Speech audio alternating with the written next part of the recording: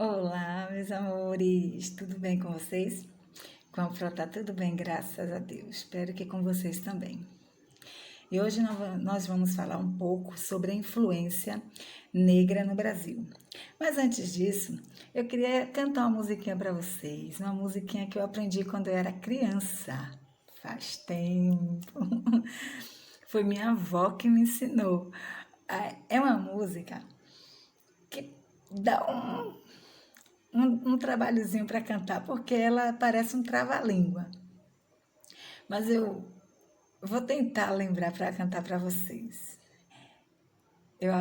Se eu esquecer alguma coisa é porque faz muito tempo, mas eu vou tentar, tá bom? É assim. O que é arca, o que não é, construiu seu nome em arca, foi com medo do dilúvio, se escondeu dentro da barca. Os amigos dos bichinhos, fosse a se animar, eram todos reunidos a dizer arca com seu casal de manhã cedo, canto galo, cocorocó para acordar, carneirinho fazia bé, dando pulinho seu jogo de pé. Era grande a gritaria desses bichos sempre assim, na do pato, quá, quá, quá, guicho um porco, qui, o macaco faz careta e se coça sem cessar, o burrico abana a orelha, aí depois cessar o rá, foi o cri do cri, foi o sapo, foi, não foi, araponga, tem, mujo boi, as aves vem te vi, foi o gato miau, miau, as abelhas zum, late o cão, au, au, au, au. Só eu, né, gente? Só eu mesmo. Pra lembrar dessa música. Depois eu vou copiar para mandar para vocês. Mas é isso mesmo. Tá bom? Só para descontrair um pouquinho. Vamos lá. Vamos falar da influência negra no Brasil. Vocês já viram, né, que o Brasil foi descoberto, né, pelos portugueses. E depois que eles se apossaram aqui da terra, né, do Brasil, que eles tomaram posse e toda a família real veio para o Brasil e eles construíram vilas, né? Então, Portugal era regido pelo rei, né, Dom João VI. E lá eles descobriram que o que estava dando lucro no momento era o açúcar.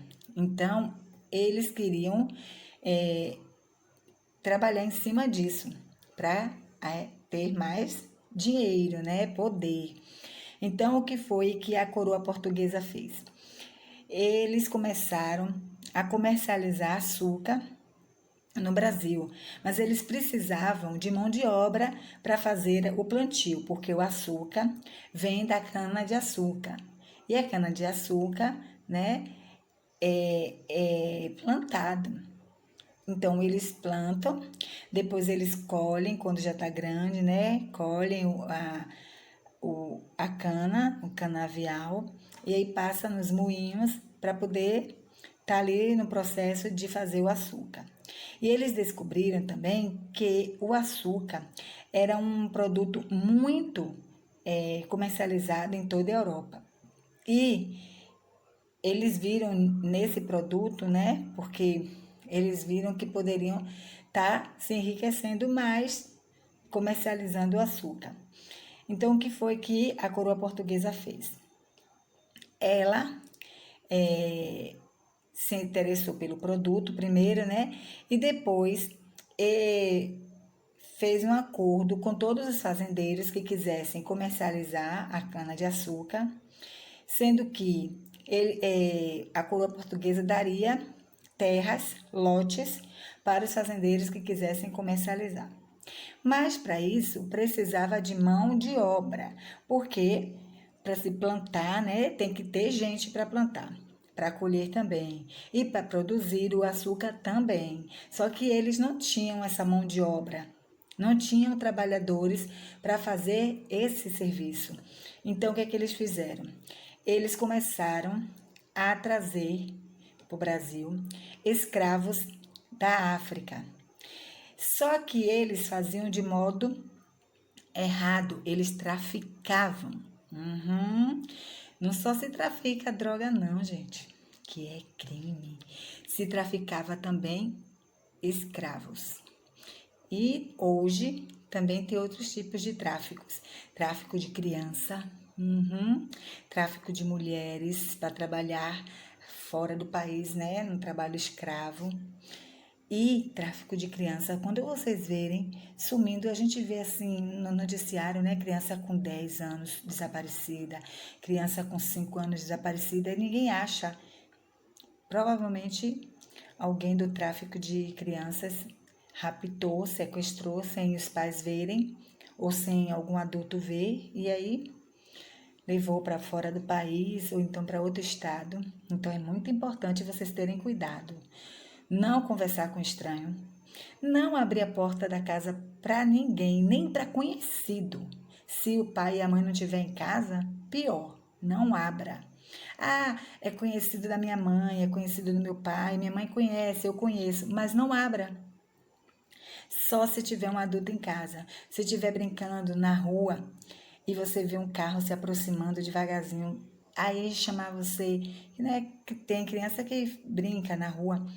Aí chamar, ei menino, você sabe onde mora tal pessoa? Nem chegue perto.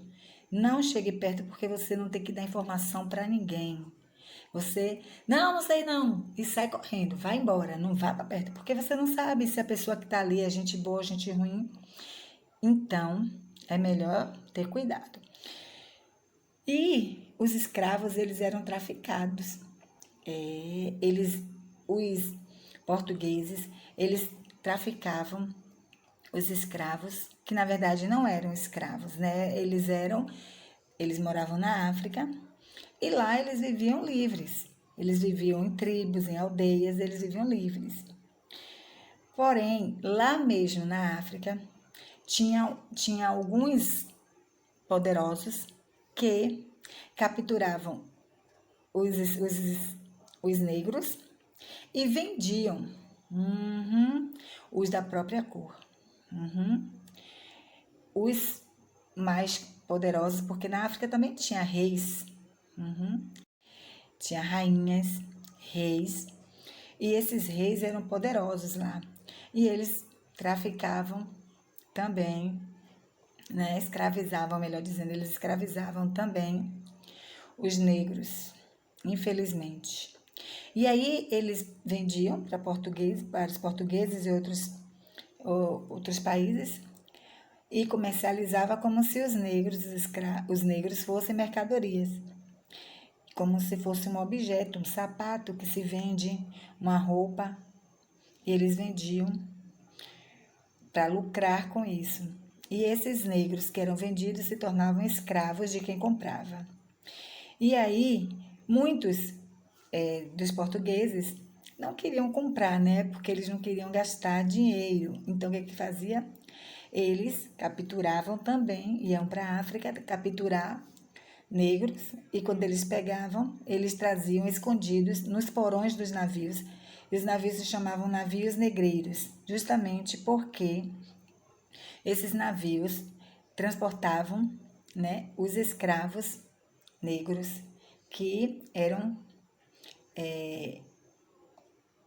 sequestrados, traficados, né? E aí eles traziam em uma condição precária. Gente, situação ruim, viu? Colocava os pobres dos negros dentro dos porões, e eram muitos. E os porões dos navios eram abafados, não tinham janelas, não tinha nenhuma condição de higiene, não tinha banheiro. Eles ficavam abafados lá, escondidos, porque se tivesse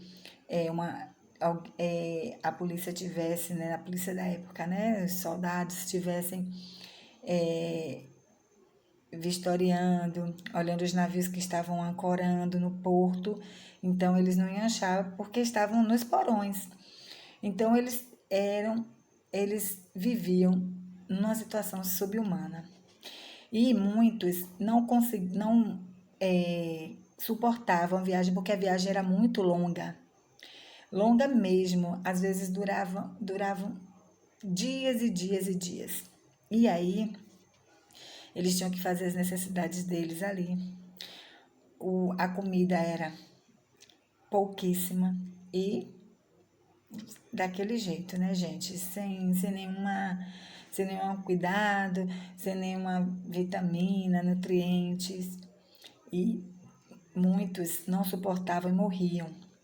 Então, ali dentro, eles mortos nos porões, o que é que acontecia?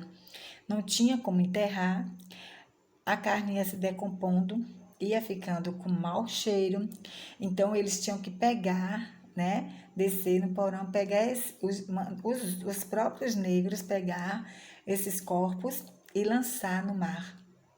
E aí o mau cheiro continuava. E aí eles tinham que conviver com insetos, ratos, baratas, com animais sujos. Então eles tinham que conviver com isso tudo. E quando eles chegavam no Brasil, aqueles que conseguiam sobreviver, sem contar que tinha crianças e mulheres também, não eram só homens. E quando os que conseguiam sobreviver, quando chegavam no Brasil, eles eram comercializados, né, numa praça ao público e as pessoas iam escolher qual daqueles ali eles queriam comprar.